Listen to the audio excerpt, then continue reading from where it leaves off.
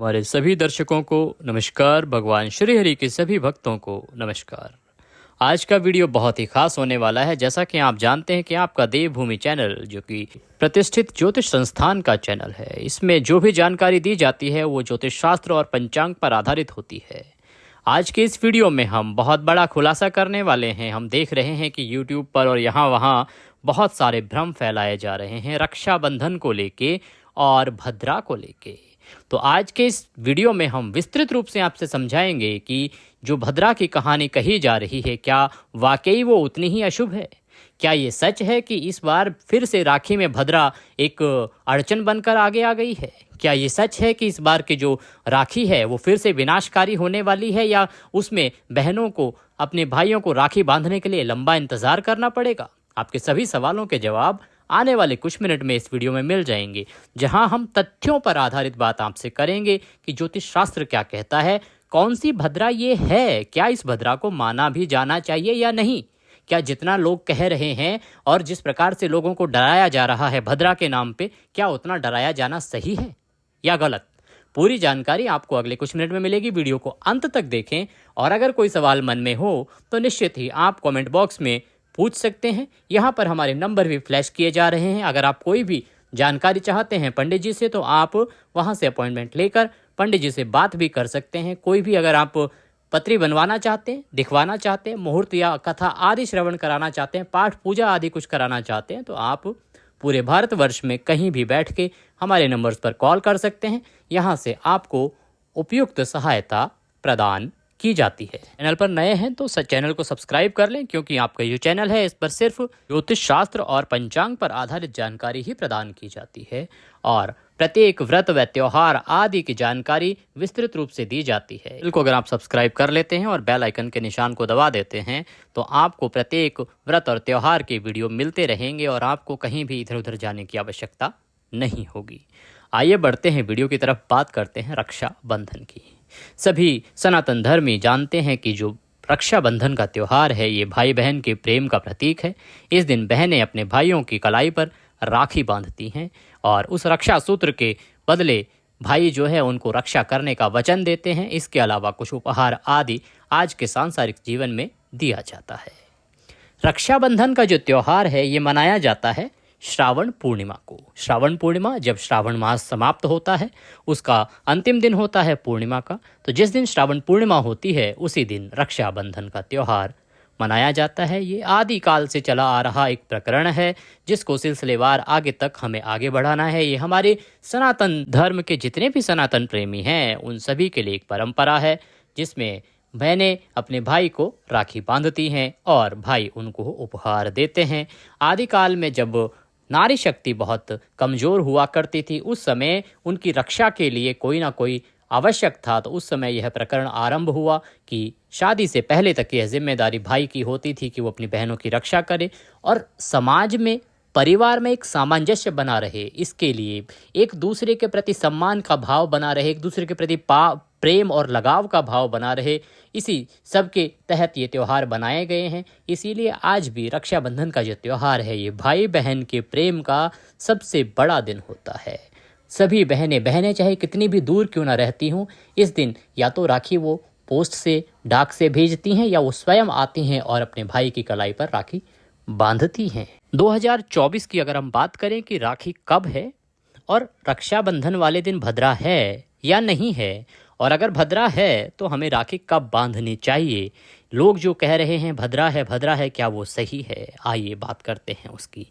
देखिए, पूर्णिमा तिथि जो है वो आरंभ हो रही है 19 अगस्त को सुबह 3:04 से और ये समाप्त होगी 19 अगस्त को ही रात्रि को 11:55 पर। इस प्रकार से 19 अगस्त को जो सूर्य उदय है वो पूर्णिमा तिथि में है, इसीलिए इसी दिन पूर्णिमा मनाई जाएगी।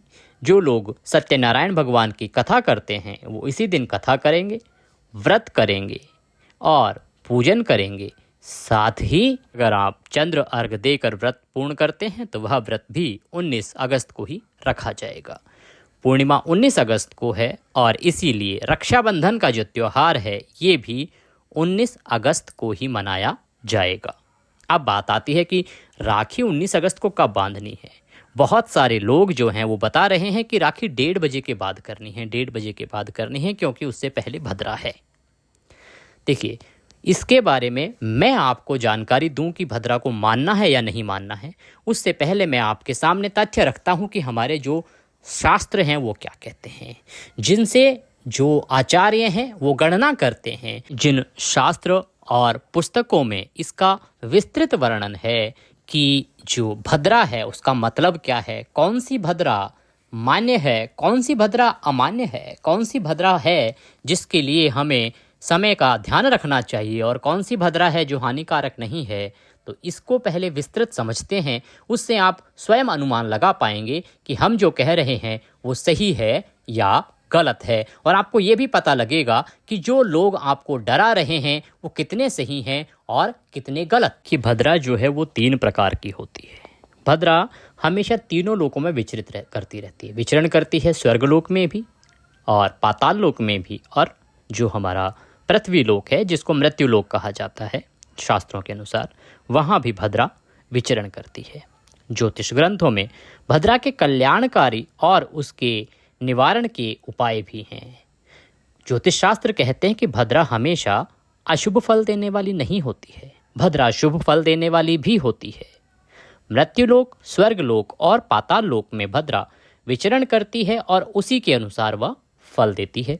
ये हमारा ज्योतिष शास्त्र कहता है। आगे शास्त्र क्या बताते हैं कि आज के समय की अगर बात देखें तो जिस दिन पंचांग देखकर लोगों को पता चलता है कि आज इतने समय से इतने बजे तक भद्रा रहेगी, उस दिन लोग प्राय शुभ कार्यों के लिए बाहर भी नहीं निकलते हैं, चाहे उनका जितना मर्जी क्यों ना हो रही हो, लेकिन वो बाहर नहीं निकलते हैं। इतना अधिक डरते हैं लोग भद्रा से। इतना आवश्यक है कि क्या भद्रा वाकई ही इतनी अशुभ है? भद्रा पूर्ण रूप से इतनी अशुभ फल देती है कि आपके कार्य बिगड़ जाते हैं? संभवतः तो ऐसा नहीं है। मुहूर्त चिंतामणि वह पुस्तक है जिसके आधार पर हमारे जो ज्योतिषाचार्य हैं भारतवर्ष के, वो सभी मुहूर्त चिंतामणि पर विश्वास रखते हैं, और उसमें जिस प्रकार से गणना दी जाती है उसी के अनुसार वो अपने आगे के अपने जितने भी यजमान होते हैं, जितने भी भक्तगण होते हैं, उनको आगे मार्गदर्शन देते हैं मुहूर्त चिंतामणि के अनुसार। तो मुहूर्त चिंतामणि आदि जो प्रसिद्ध ग्रंथ हैं वो क्या कहते हैं इसके बारे में? तो इन ग्रंथों के अनुसार भद्रा तीनों लोकों में विचरण करती है। स्वर्गलोक में निवास करने वाली जो भद्रा है वो शुभ फलदायक होती है।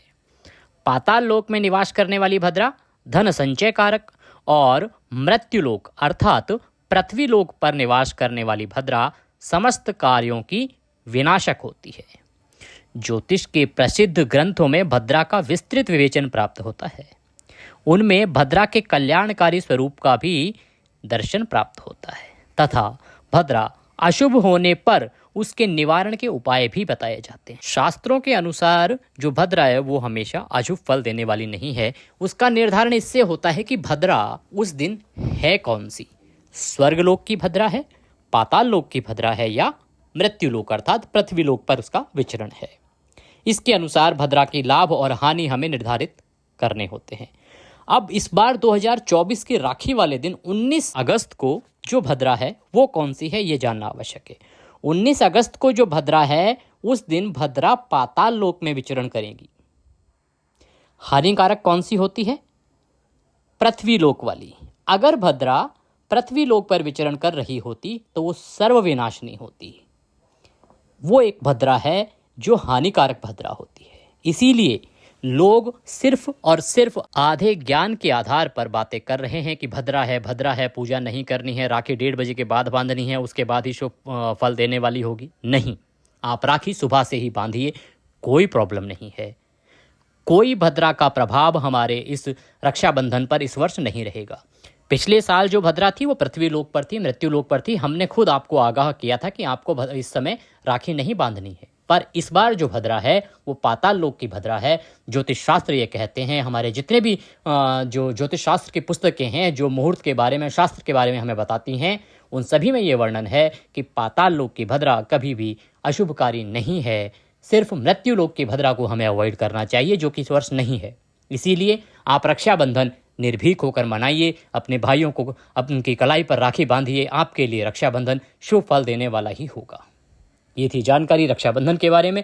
जानकारी अच्छी लगे तो अधिक से अधिक लोगों तक पहुंचाइए ताकि ये सही जानकारी सभी लोगों तक पहुंचे और वो भी प्यार प्रेम से इस रक्षाबंधन के त्योहार को मना सकें। तो अच्छा लगे तो लाइक अवश्य करें। कमेंट बॉक्स में जय श्री हरि या ओम नमः शिवाय लिखना ना भूलें। इससे भगवान आपका कल्याण करेंगे। भगवान के आशीर्वाद से आपके सभी मनोरथ सिद्ध हों। इसी कामना के साथ भी लेते हैं विदा। अगले वीडियो में फिर होगी आपसे मुलाकात। तब तक के लिए जय श्री हरि।